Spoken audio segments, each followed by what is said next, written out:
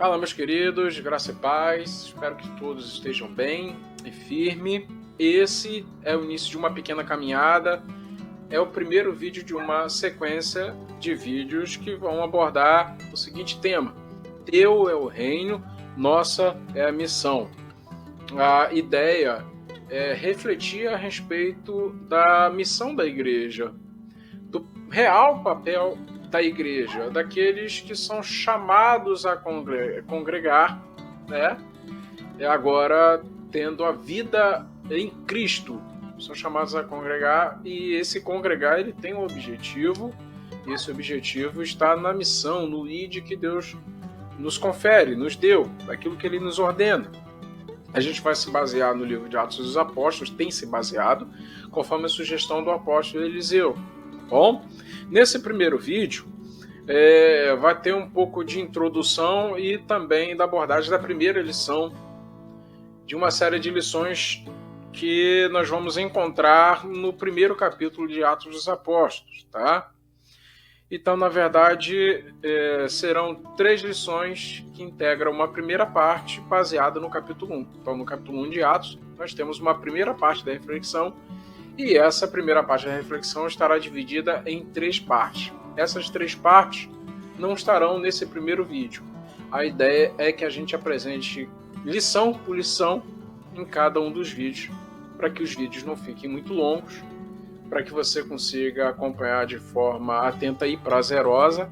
Por isso eu peço a sua colaboração para que nesse momento você, com a Bíblia aberta, assistindo esse vídeo, dedique os momentos, até de repente com recurso, para estar anotando as informações que você achar interessante. Lembrando que comece fazendo uma oração antes da gente adentrar aqui na leitura. Para até esse vídeo, se precisar. Para agora e faz uma oração. E assim que terminar esse vídeo, faça mais uma oração também, para que esse momento seja realmente um momento em que você se sinta envolvido pela ação do Espírito Santo, Deus falando no seu coração, tá bom? Nessa primeira parte, baseada no primeiro capítulo de Atos dos Apóstolos, eu tomei a iniciativa de dar nome, tá bom? Essa primeira parte é o movimento de cima para baixo. Você vai entender já depois que a gente fizer a leitura do texto bíblico, tá? E na primeira lição que nós vamos tirar, que é a lição que será abordada nesse vídeo, já vai ter explicação do porquê que essa primeira parte se chama movimento de cima para baixo, tá bom? O texto bíblico é esse, em Atos dos Apóstolos, capítulo 1, dos versículos 1 a 14. O texto diz assim: Compus meu primeiro relato, ó Teófilo, a respeito de todas as coisas que Jesus fez e ensinou desde o início, até o dia em que foi arrebatado, depois de ter dado as instruções aos apóstolos que escolheram sob a ação do Espírito Santo. Ainda eles apresentou-se vivo depois de sua paixão com muitas provas incontestáveis. Durante 40 dias apareceu-lhes e lhes falou no que concerne o reino de Deus. Então, no decurso de uma refeição com eles, ordenou-lhes que não se afastassem de Jerusalém, mas que aguardassem a promessa do Pai, a qual disse ele: Ouvistes de minha boca, pois João batizou com água, mas vós sereis batizados com o Espírito Santo dentro de poucos dias. Estando, pois, reunidos, eles assim interrogaram: Senhor, é agora o tempo em que irás restaurar a realeza em Israel? Ele lhes respondeu: Não compete a vós conhecer os tempos e os momentos que o Pai fixou com sua própria autoridade, mas recebereis uma força, a do Espírito Santo, que descerá sobre vocês, sobre vós, e sereis minhas testemunhas em Jerusalém, em toda a Judéia e Samaria, até os confins da terra. Dito isto, foi elevado à vista deles em uma nuvem e ocultou seus olhos. Estando a olhar atentamente para o céu, enquanto ele se ia, 2 homens vestidos de branco encontraram-se junto deles e lhes disseram: Homens da Galiléia, por que estáis aí a olhar para o céu? Este Jesus que foi arrebatado dentre vós para o céu, assim virá do mesmo modo como vistes partir para o céu. Então do monte chamado das Oliveiras voltaram a Jerusalém. A distância é pequena, a de uma caminhada de um sábado. Tendo entrado na cidade, subiram à sala superior onde costumavam ficar. Eram Pedro, João, Tiago, André, Filipe, Tomé, Bartolomeu e Mateus, Tiago, filho de Alfeu, Simão, o Zelota, e Judas, filho de Tiago. Todos estes, unânimes, perseveravam na oração com algumas mulheres, entre as quais Maria, a mãe de Jesus, e com os irmãos dele. Antes de partir aqui para a primeira lição que nós podemos extrair desse texto que nós lemos agora, deixa eu falar uma coisa aqui, ressaltar alguns detalhes a respeito do livro de Atos dos Apóstolos. Vamos lá. O autor deste livro é Lucas, um médico, companheiro de missão do apóstolo Paulo. Ele apresenta esse livro logo na introdução como uma espécie de segunda parte de um todo. Ele se refere assim porque ele já escreveu uma outra obra que é o seu Evangelho, o Evangelho de Lucas. E escreveu também para uma mesma pessoa, da mesma forma como nós lemos agora aqui, assim como está no texto que nós lemos agora, a Teófilo. Ele então escreve o Evangelho e o livro de Atos dos Apóstolos a um amigo para falar a respeito de Jesus. Então eu queria ressaltar esse detalhe para que a gente tenha em mente algo que realmente precisa ser considerado. Assim como Lucas, nós precisamos dedicar a nossa vida a falar de forma entusiasmada, vívida, detalhada a respeito das obras de Jesus, a respeito dos feitos de Jesus, a respeito da pessoa de Jesus. Tá?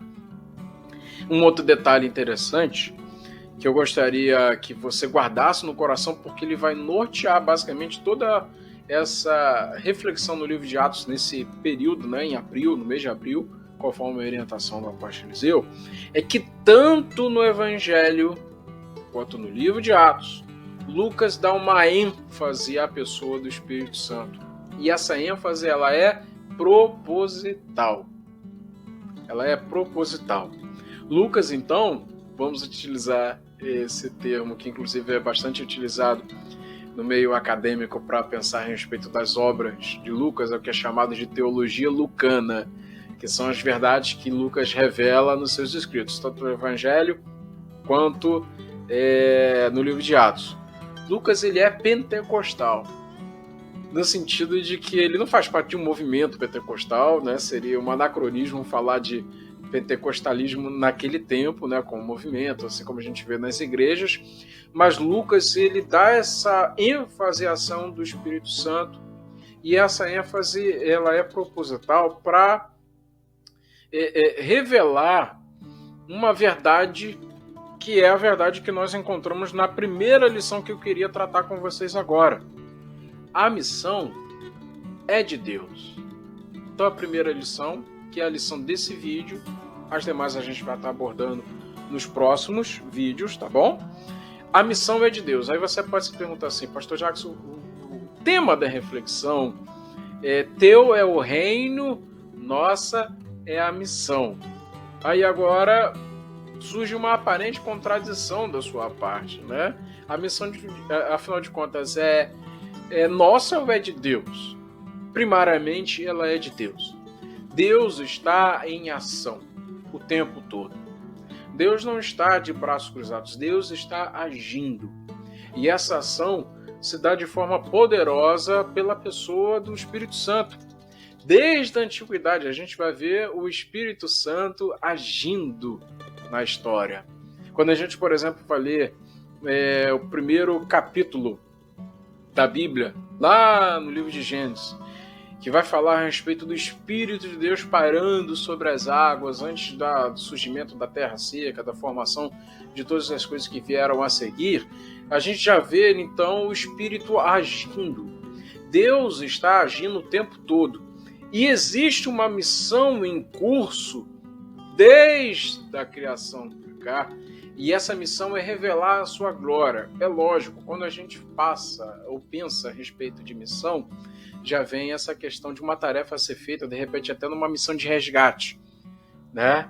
Mas existe uma ação poderosa de Deus ao longo da história que é revelar a sua glória, a sua majestade, revelar o seu reino. Então a missão é de Deus. Qual que é o papel da igreja? A missão é de Deus ou é nossa?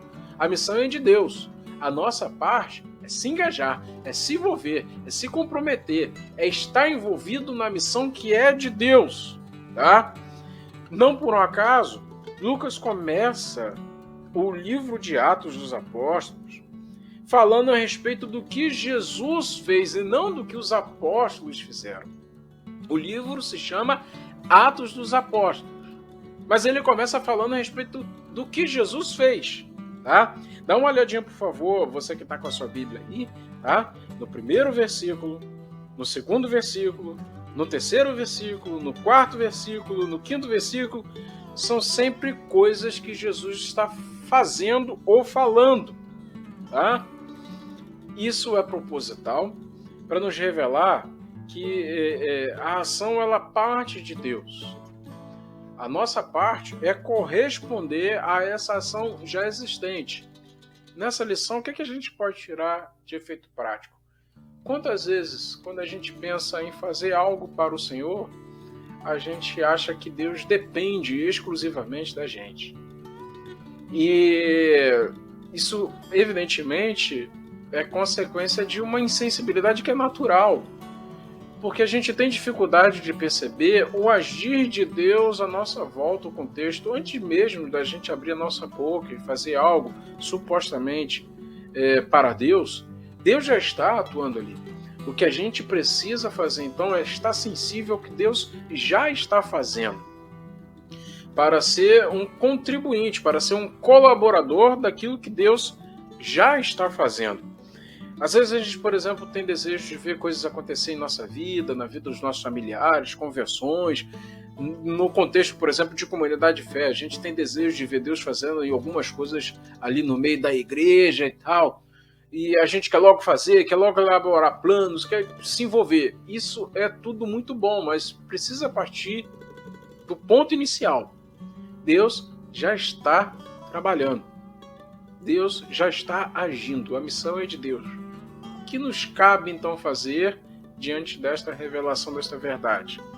É se colocar sensível à voz do Espírito Santo para perceber aquilo que Deus já está fazendo e, com base nisso, ser um colaborador. Agir realmente em sintonia ao que Deus está realizando, ao que Deus está fazendo. Bom? Para resumir e encerrar essa primeira lição, somos apenas cooperadores do Espírito Santo. Ele já está atuando.